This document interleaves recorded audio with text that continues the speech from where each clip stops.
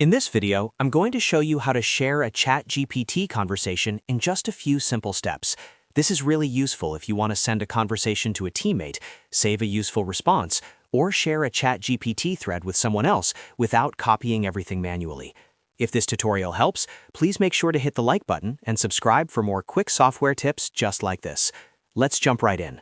First, open ChatGPT in your browser or app and sign into your account if you haven't already. Once you're inside ChatGPT, look through your recent chats and open the conversation you want to share.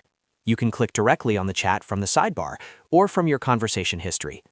After the conversation opens, take a look at the top right corner of the screen. You should see a share option there. Click on Share, and ChatGPT will generate a shareable link for that conversation. Depending on your settings, you may be able to choose whether to share the full conversation or a specific section.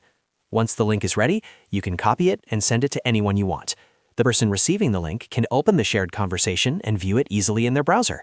This is a fast way to collaborate, reference important answers, or keep useful chats organized. And that's it. You've now learned how to share a ChatGPT conversation in just a few clicks.